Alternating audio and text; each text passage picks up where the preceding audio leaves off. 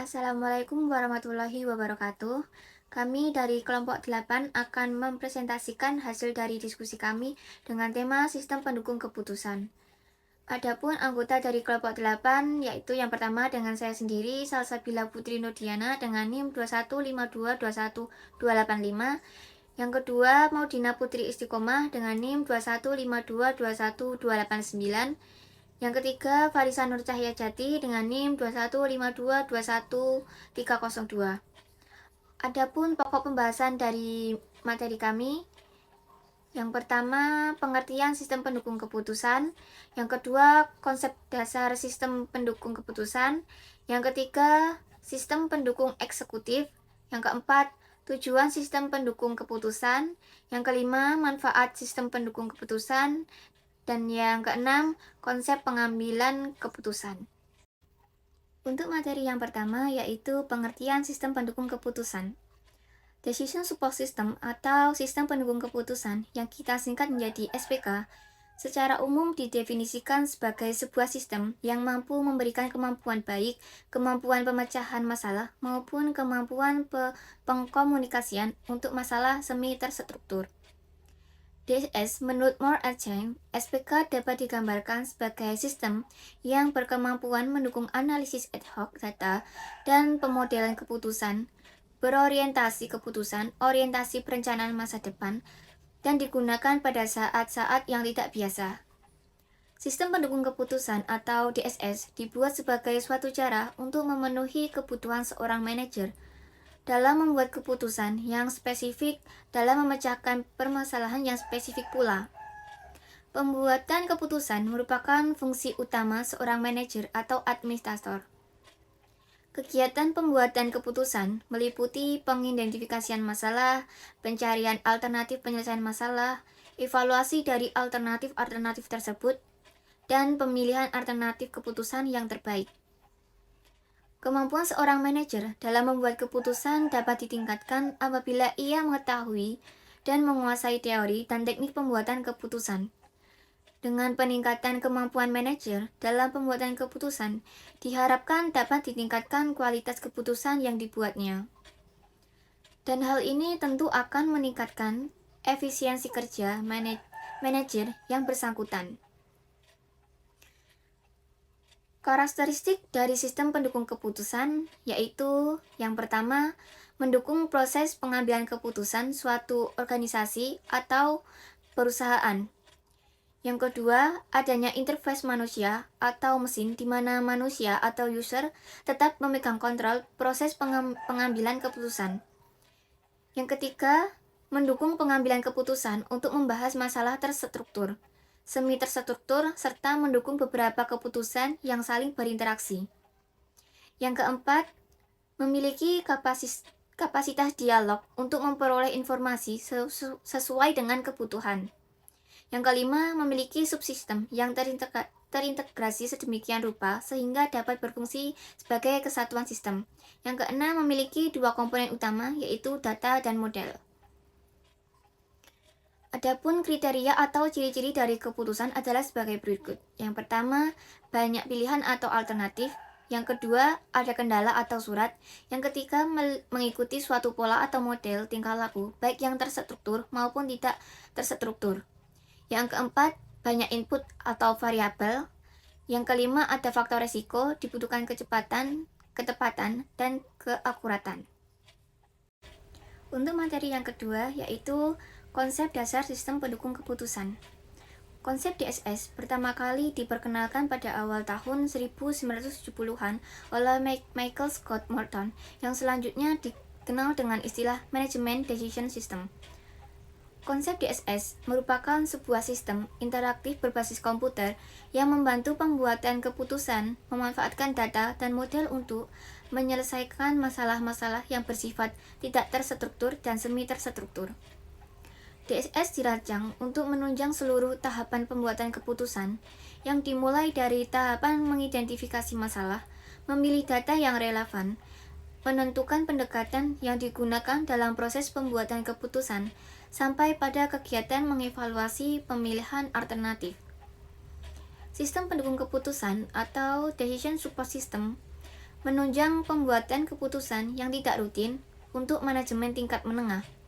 Sistem ini berfokus pada masalah yang unik dan cepat berubah, di mana prosedur untuk mendapatkan solusi belum tentu ditentukan sebelumnya. DSS dirancang agar pengguna dapat bekerja dengan secara langsung. Sistem ini secara jelas termasuk piranti lunak yang ramah pengguna. DSS yang memperkirakan perjalanan ini sangat bergantung kepada model analitis. Jenis DSS lainnya yang kurang didorong oleh model justru berfokus kepada pengambilan informasi yang berguna untuk menunjang pembuatan keputusan dari jumlah data yang banyak. Sistem informasi eksekutif disebut sebagai sistem pendukung eksekutif. Sistem ini merupakan sistem informasi yang menyediakan fasilitas yang fleksibel bagi eksekutif dalam mengakses informasi eksternal dan internal yang berguna untuk mengidentifikasi masalah atau mengenali peluang. Pemakai yang awam dengan komputer pun tidak sulit mengoperasikannya karena sistem ini dilengkapi antarmuka yang sangat memudahkan pemakai untuk menggunakannya. ISS dapat membantu pihak eksekutif dalam pengambilan keputusan, dapat membuat scheduling, dan dalam membuat catatan-catatan penting. Sistem pendukung eksekutif atau Executive Support System ISS membantu manajemen senior membuat keputusan ini. ISS menangani keputusan tidak rutin yang membutuhkan penilaian, evaluasi, dan pendekatan karena tidak terdapat prosedur yang disetujui untuk mencapai solusi. ISS menyediakan perhitungan umum dan kapasitas komunikasi yang dapat diterapkan dan berbagai perubahan masalah. ISS dirancang untuk menggabungkan data tentang kejadian eksternal seperti hukum pajak yang baru atau pesaing, tetapi sistem ini juga menggambarkan rangkuman informasi dari sistem informasi manajemen dan DSS internal. Sistem ini menyaring, memadatkan, dan melacak data penting, menampilkan data dengan kepentingan terbesar bagi manajer senior. Sebagai contoh, CEO Liner Health Products, perusahaan pembuat vitamin dan suplemen terbesar di Amerika Serikat, memiliki sebuah ISS yang menyediakan tampilan menit ke menit kinerja perusahaan pada komputernya, sebagaimana diukur oleh modal kerja, piutang, utang, arus kas, dan persediaan. Adapun komponen dari Executive Support System atau ISS, perangkat keras komputer dasar, diperlukan untuk ISS meliputi 4 komponen. Yang pertama, perangkat keras atau hardware.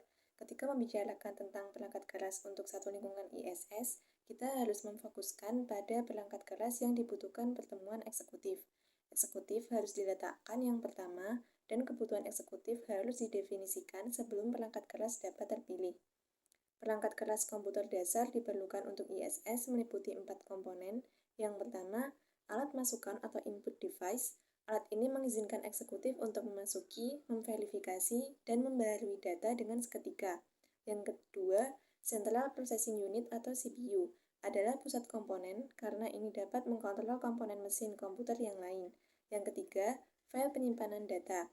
Eksekutif dapat mempergunakan ini secara terpisah untuk menyimpan keterangan bisnis, dan bagian ini juga dapat membantu eksekutif mencari keterangan informasi bisnis historis dengan mudah. Yang keempat, yaitu output device atau alat keluaran. Eksekutif dapat mempergunakan alat ini untuk membaca rekaman visual, dan sistem ini memerlukan dukungan hardware komputer yang tidak begitu mahal. Alat ini juga dapat meningkatkan akses dari keterangan ISS untuk banyak pengguna yang lain dengan suatu perusahaan. Komponen dari ISS yang kedua yaitu software atau perangkat lunak. Memilih perangkat lunak penting untuk mendesain suatu ISS yang efektif. Oleh sebab itu, komponen perangkat lunak dan bagaimana cara mengintegrasikan data ke dalam suatu sistem sangatlah penting. Perangkat lunak dasar yang diperlukan suatu ISS meliputi 4 komponen. Yang pertama yaitu teks. Teks yang mendasari perangkat lunak, bentuk paling umum dari teks dapat didokumentasikan. Yang kedua, database. Database heterogen bercokol pada suatu jangkauan spesifik vendor dan platform komputer, membuka akses eksekutif bagi eksekutif. Yang ketiga yaitu dasar grafis. Grafis dapat mengarahkan volume dari teks ke statistik ke dalam keterangan visual untuk eksekutif. Jenis grafis yang khas adalah bagan kukus berkala, diagram, peta, grafis gerak, bagan urutan, dan perbandingan mengorientasikan graf atau bagan balok. Yang keempat, dasar model. ISS memodelkan data yang mengandung data statistik rutin dan khusus, keuangan, dan analisa kuantitatif lain. Komponen ISS yang ketiga yaitu penggunaan interface. ISS membutuhkan efisiensi untuk mendapatkan kembali data relevan untuk pembuat keputusan, sehingga interface pemakai adalah sangat penting. Beberapa jenis pertemuan dapat tersedia di struktur ISS, seperti laporan terjadwal, soal atau jawab, pandu menu, bahasa perintah, bahasa alami, dan input atau output. Apabila eksekutif tidak nyaman dengan keterangan bertanya atau menjawab corak mode, ISS sepenuhnya dimanfaatkan.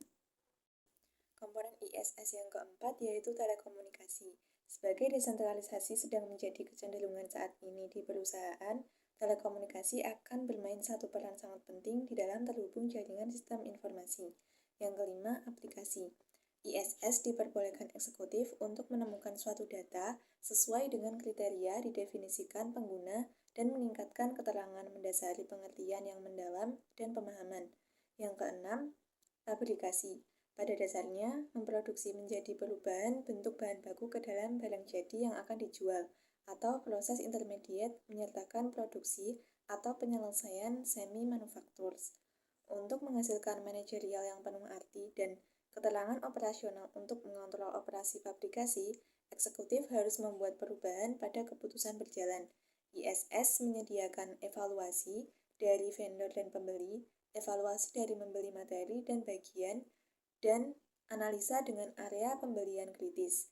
Oleh sebab itu, eksekutif dapat mengatur dan menelaah operasi pembelian secara efektif dengan ISS. Yang ketujuh, pemasaran. Pada suatu organisasi, eksekutif pemasaran berperan adalah untuk menciptakan masa depan. Pihak utama mereka sedang mengatur sumber daya pemasaran tersedia untuk menciptakan satu lebih perdagangan berjangka efektif. Untuk membantu eksekutif pemasaran di keputusan pemasaran efektif pembuatan, satu ISS dapat teraplikasi. ISS menyediakan satu pendekatan ke peramalan penjualan yang dapat mengizinkan eksekutif pasar untuk membandingkan penjualan ramalan dengan penjualan masa lalu. ISS juga menawarkan suatu pendekatan ke harga produk, yaitu ditemukan di analisa proyek. Eksekutif pasar dapat mengevaluasi harga sebagai terkait ke kompetisi seiring dengan hubungan dari mutu produk dengan harga tertagih. Yang ke-8, keuangan. Satu analisa keuangan adalah salah satu penting tahapan ke perusahaan hari ini. Eksekutif perlu mempergunakan rasio keuangan dan analisa arus kas untuk menaksir kecenderungan dan mengambil keuntungan keputusan investasi. Satu ISS adalah satu tanggung jawab mengorientasi pendekatan yang perencanaan terintegrasi atau penganggaran dengan kontrol dari laporan kinerja, dan ini dapat sangat menolong ke eksekutif pendanaan. Arsitektur ISS terdiri dari 3 level. Yang pertama, data management, yaitu data yang disimpan dalam database, data warehouse, dan lain-lain. Yang kedua, model management, level yang memuat proses pengambilan data dari sumber luar lainnya di luar database yang sudah ada dan mentransformasikannya untuk dimasukkan ke dalam database yang digunakan dalam ISS. Proses ini dikenal dengan nama extract, transform, load, atau ETL. Yang ketiga, visualisasi data, yaitu penampilan informasi baik berbentuk grafik maupun narasi yang digunakan oleh eksekutif untuk mengambil keputusan. Dalam membangun ISS, para eksekutif menggunakan beberapa konsep dasar yang bertujuan memungkinkan para eksekutif dapat memantau seberapa baiknya kinerja perusahaan atau organisasi dalam mencapai tujuan. Konsep dasar tersebut terbagi atas 3 hal, yaitu faktor penentu keberhasilan adalah hal-hal yang menentukan keberhasilan atau kegagalan segala jenis kegiatan organisasi. Faktor ini dalam setiap organisasi berbeda-beda tergantung dari kegiatan yang dilakukan. Yang kedua, Management by Exception atau MBE, perbandingan antara kinerja yang direncanakan dengan kinerja aktual, sehingga informasi dapat langsung didapat dan digunakan untuk menyelesaikan setiap permasalahan. Yang ketiga, model mental. Peran utama ISS adalah membuat sari dari data informasi yang volumenya besar untuk meningkatkan kegunaannya. Pengambilan sari ini disebut penempatan informasi, di mana menghasilkan sesuatu gambaran model mental dari operasi organisasi atau perusahaan. Tujuan sistem pendukung keputusan adalah menyediakan data dan informasi yang berkaitan dengan pencapaian tujuan tersebut. Yang pertama, Perangkat lunak yang mendukung pengambil keputusan dalam memecahkan masalah terstruktur sangat dibutuhkan. Yang kedua, untuk membantu pengambil keputusan mengidentifikasi aspek-aspek masalah yang tidak dapat mereka pahami sepenuhnya.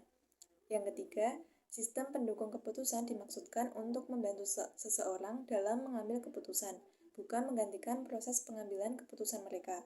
Sistem ini membantu orang mengumpulkan informasi yang mereka butuhkan untuk mengambil keputusan. Materi selanjutnya yaitu mengenai manfaat sistem pendukung keputusan. Sistem pendukung keputusan menawarkan banyak manfaat keuntungan plus dari menggunakan sistem pendukung keputusan, antara lain sebagai berikut. 1. Memiliki kemampuan untuk menemukan solusi atas banyak masalah yang kompleks berkat sifatnya. Yang kedua, mampu merespon dengan cepat terhadap perubahan kondisi dengan hasil yang tidak terduga. Yang ketiga, kemampuan untuk beralih dengan cepat dan akurat di antara berbagai strategi sangat penting. Yang keempat, pemahaman dan pembelajaran baru datang dari sini. Yang kelima, sebagai penghubung melalui komunikasi dan berfungsi sebagai panutan. Yang keenam, meningkatkan manajemen dengan meningkatkan kinerja dan kontrol. Yang ketujuh, memotong biaya per karyawan atau mengurangi biaya dan membebaskan sumber daya. Yang kedelapan, keputusan membutuhkan sedikit waktu karena dapat dibuat dengan cepat. Yang kesembilan, manajer yang tidak efektif membutuhkan manajemen yang lebih efektif untuk mengurangi minggu kerja dan tuntutan tenaga kerja mereka. 10. Analisis mendapatkan lebih banyak efisiensi saat ditingkatkan. Materi selanjutnya yaitu konsep pengambilan keputusan. Yang pertama, pengertian keputusan. Keputusan merupakan suatu pemecahan masalah sebagai suatu hukum situasi yang dilakukan melalui pemilihan satu alternatif dari beberapa alternatif. Yang kedua, pengertian. Pengertian dari pengambilan keputusan. Pengambilan keputusan merupakan suatu proses pemilihan alternatif terbaik dari beberapa alternatif secara sistematis untuk ditindaklanjuti atau digunakan sebagai suatu sistem pemecahan masalah. Yang ketiga yaitu tahap pengambilan keputusan. Terdapat 4 tahapan dalam pengambilan keputusan, diantaranya 1. Penelusuran. Penelusuran ini merupakan tahap pendefinisian informasi yang dibutuhkan yang berkaitan dengan persoalan yang dihadapi serta keputusan yang akan diambil. Langkah ini sangat menentukan ketepatan keputusan yang akan diambil, karena sebelum suatu tindakan diambil, tentunya persoalan yang dihadapi harus dirumuskan terlebih dahulu secara jelas. Yang kedua, perancangan. Perancangan merupakan tahap analisis dalam kaitan mencari atau merumuskan alternatif pemecah masalah. Setelah permasalahan dirumuskan dengan baik, maka tahap berikutnya adalah merancang atau membangun model pemecahan masalahnya dengan menyusun berbagai alternatif pemecah masalah. Yang ketiga, pemilihan. Dengan mengacu pada rumusan tujuan serta hasil yang diharapkan, selanjutnya manajemen memilih alternatif solusi yang diperkirakan paling sesuai. Pemilihan alternatif ini akan mudah dilakukan kalau hasil yang diinginkan terukur atau memiliki nilai kualitas tertentu. Tahapan terakhir yaitu implementasi. Implementasi merupakan tahap pelaksana dari keputusan yang telah diambil. Pada tahap ini perlu disusun serangkaian tindakan yang terencana, sehingga hasil keputusan dapat dipantau atau diselesaikan apabila diperlukan perbaikan-perbaikan. Dalam kejadiannya, keputusan diterapkan, suatu solusi diusulkan, satu decision support system memberikan dukungan. Baik, karena semua materi dari kelompok kami sudah kami sampaikan, maka kami dari kelompok 8 akan mencukupkan presentasi pada kali ini. Bila ada salah kata dari kelompok kami mohon maaf. Wassalamualaikum warahmatullahi wabarakatuh.